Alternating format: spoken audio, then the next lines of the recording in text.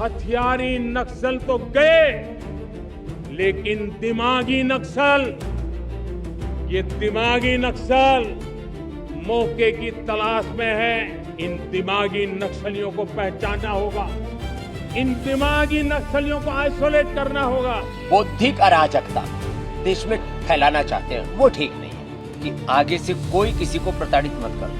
ना यह हिंदू धर्म खतरे में है, ना इस्लाम खतरे में, ना ईसाईयत खतरे में। खतरे में है भारत सा प्रथमा संस्कृति विश्ववारा 1,96,08,13,127 वर्ष पुरानी हमारी सनातन शाश्वत वैज्ञानिक सार्वभौमिक संस्कृति है। उस सनातन धर्म और संस्कृति में कौन सी ऐसी न्यूनता अल्पता है कि हमको ईसाई बनना पड़े, हमको मुसलमान बनना पड़े। आज से बात है लगभग 1000 साल पहले की। कुछ चंद मुगल आए, लूट करके ले गए। मोहम्मद गौरी, महमूद गजनवी, नादिर शाह, उसके बाद तो कुछ आकर के यहीं बस गए। बाबर और उसके बाद में हुमायूं, अकबर, औरंगजेब और तमाम।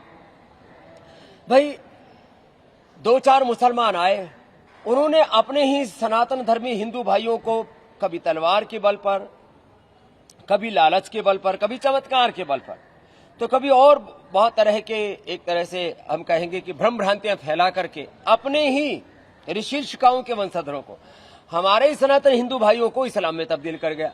तब भी हम चुप। कुछ ईसाइयों ने ईसाई बना दिया, तब भी हम चुप रहे। भैया देखो, सनातन धर्म में कोई कमी नहीं है।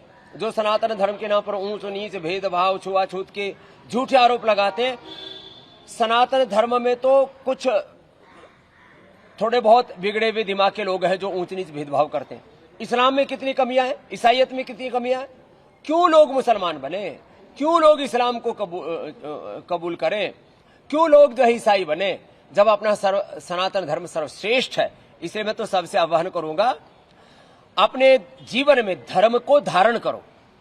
सनातनी होने का मतलब है भगवान राम की मर्यादा को, भगवान कृष्ण के योग और कर्मयोग को, भगवान शिव के शिव योग को, शिवत्व को, पवित्रता को, सत्यम शिवम सुंदरम को, रामत्व को, कृष्णत्व को, हनुमत्व को, शिवत्व को, भगवत्ता को धारण करना, देवों का देवत्व, ऋषियों का ऋषित्व, वीरों का वीरत्व, यह हमारे जीवन में होना चाहिए। तो ये होगा तो ये धर्मांतरण का प्रश्न ही शेष नहीं रहेगा। और मैं तो सत्ता तंत्र की भी बहुत बड़ी जिम्मेदारी समझता हूं कि सत्ता तंत्र को धर्म तंत्र इस तरह से एक संचालित करने में मदद करनी चाहिए कि उसमें किसी प्रकार का कोई षड्यंत्र ना करे। तो सत्ता तंत्र की जिम्मेदारी है धर्म तंत्र में भी कोई गड़बड़ी ना हो, शिक्षा तंत्र में भी कोई गड़बड़ी ना हो, चिकित्सा तंत्र में भी कोई गड़बड़ी ना हो, अर्थतंत्र में भी और कृषि तंत्र में भी। यही लोकतंत्र का सही मायना है। और सबसे ज्यादा फोकस शिक्षा की गुणवत्ता, चिकित्सा की गुणवत्ता, अर्थव्यवस्था को उत्कर्ष पर ले जाने के लिए सबका पुरुषार्थ, और कृषि तंत्र अर्थात लगभग 60 से 70% लोगों की आजीविका जिस पर चल रही है, उसको और उन्नत बनाने का प्रयास होना चाहिए। ये इस समय का तकाजा है और तभी हम 2047 तक विकसित भारत बना पाएंगे। सर, प्रधानमंत्री नरेंद्र मोदी दिमागी नक्सली की बात कर रहे हैं। प्रधानमंत्री नरेंद्र मोदी दिमागी नक्सली की सर बात कर रहे हैं। इसे लेकर पीछे कमरा महबूबा मुफ्ती कह रही हैं कि मैं दिमागी नक्सली हूं। अब देखो, ये कुछ लोग बौद्धिक दृष्टि से वितंडा, बौद्धिक अराजकता देश में फैलाना चाहते हैं, वो ठीक नहीं है।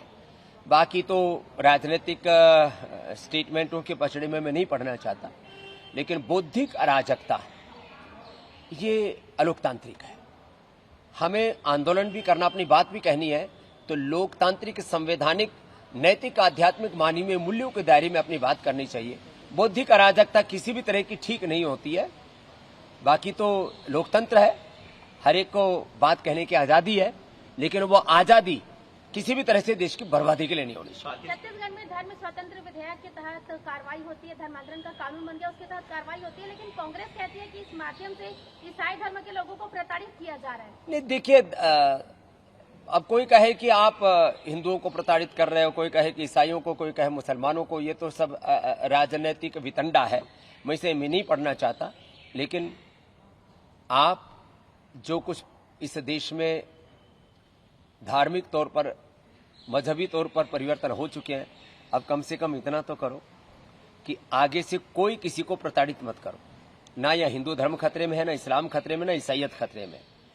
खतरे में है भारत का मान, भारत की मर्यादा, भारत दुनिया का सबसे श्रेष्ठ लोकतंत्र कैसे बने, भारत का नागरिक दुनिया का श्रेष्ठतम नागरिक कैसे बने, भारत की करेंसी दुनिया की श्रेष्ठतम करेंसी कैसे बने, भारत की अर्थव्यवस्था दुनिया की श्रेष्ठतम अर्थव्यवस्था कैसी बने।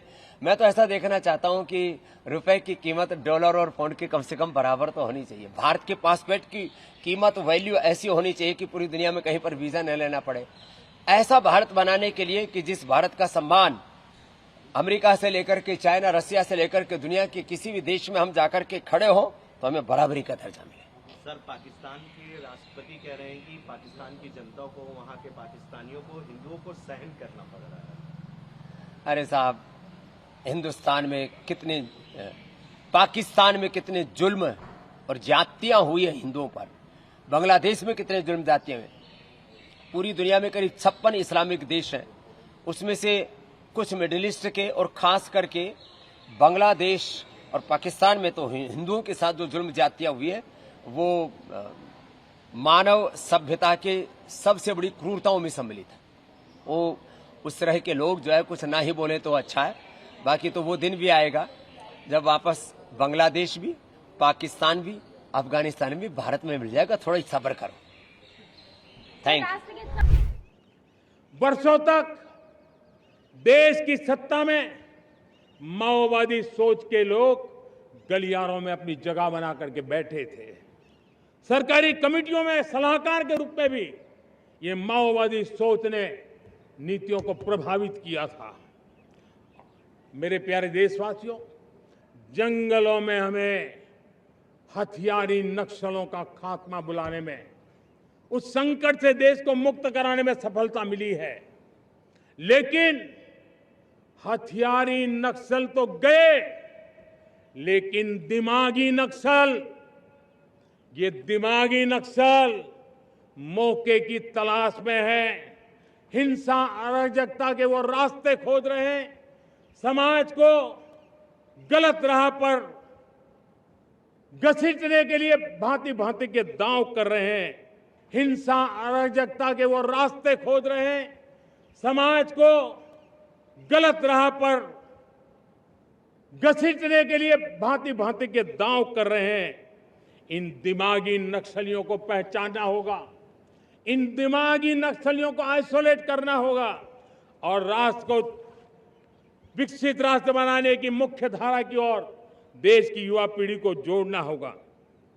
मेरे प्यारे देशवासियों, सुरक्षित भारत बनाना हम सबका दायित्व है।